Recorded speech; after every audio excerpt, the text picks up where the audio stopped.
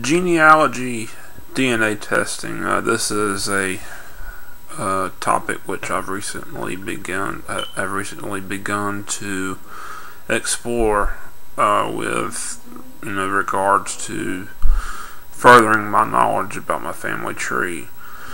In my case, the line that I'm interested in is on my mother's side, the Macon family. So a Y DNA test would, to my understanding, it would not be the right test. Really, my only option that I seem to have is a MT DNA test, which tests the mitochondria, which is the mitochondrial DNA, which is passed from the mother to her children. Both men and women can do this, from what I understand. Unfortunately, in my case, I could do the Y-DNA test, but all of the direct line males with the Macon surname in my family have since, of course, long passed away. But what I'm really trying to discover is what is the best test to take. For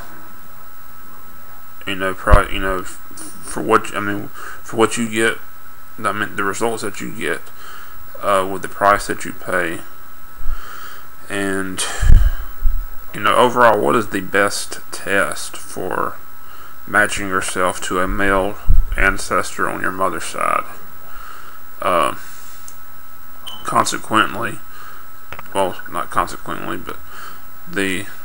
There's also been some updates on my research in my family tree on the Macon side of the family. We seem to think now that Thomas Woodward Macon's father was more likely a man by the name of Hartwell Macon Jr. Thomas Woodward Macon was the father of Thomas Hill Macon, who was my great-grandmother's grandfather.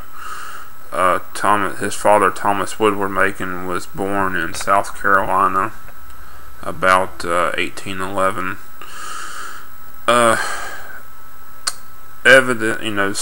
Things that we have learned about Thomas Hill Macon's brother. He moved back to the area of Fairfield, South Carolina. So that would seem to indicate that the family had come from there if he moved from Alabama back to Fairfield. The only Macon that we have, to my knowledge, been able to place in Fairfield, South Carolina, who would have been, the right age or whatever to be the father of Thomas Woodward Macon, is Hartwell Macon Jr. Jr. moved to Noxubee County, Mississippi at some point, and I have not seen this, but I've read where it does exist. There is a deed to which was signed by Hartwell Jr. He had apparently bought some land, and the signature of the witness was T.W. Macon, Thomas Woodward Macon. And I looked on the map, and Thomas Woodward Macon was, when he came to Alabama, he was living in Pickens County. Pickens County and Noxubee County are right next to each other, so he wouldn't have had very far to travel. The Macons are a very well known and prominent family in colonial America. You have all kind of people tied into the Macons. You have Martha Washington, the First Lady, wife of George Washington. Then I think, if I remember correctly, even Robert E. Lee is tied in with the Macons somehow or another. Uh, but anyway, this is a part of my family tree which I've worked very hard on for about the past 10 years. I recently I've discovered some other things about some people who were Macons who moved to Chicago from Mobile. These were the wife of my fourth great-grandfather, Thomas Woodward Macon. Her name was Margaret Ann Moore Macon. She was born about 1832, apparently in Mississippi. About 1890 or so, she took her two daughters and moved to Chicago for some reason. Fortunately, I was able to get all three of their death certificates from Cook County, Illinois, and I was able to obtain cemetery records for all three.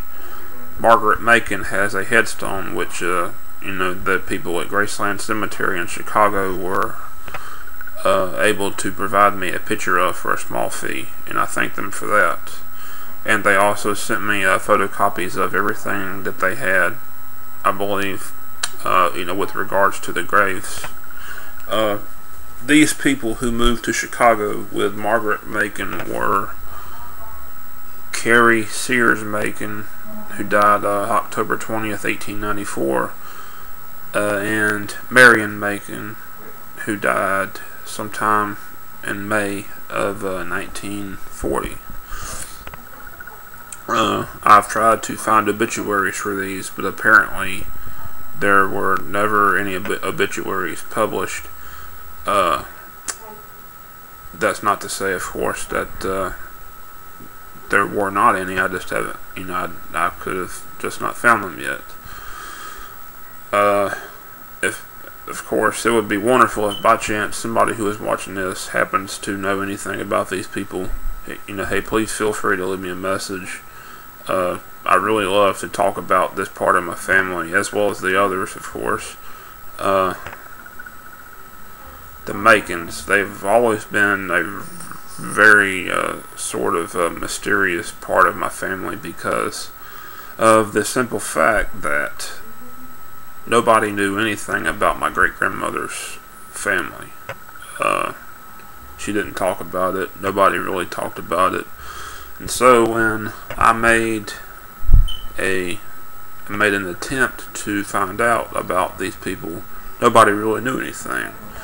So I had to go finally to the state archives in Montgomery, and they were very helpful. I love the way Alabama does its request with the archives. You tell them a name and you tell them what you're looking for. I was expecting, just to get some military records in the mail. Well, I opened up the mailbox, and the mailbox was full of papers. It was a lot. And it was everything that I needed to know to continue my research.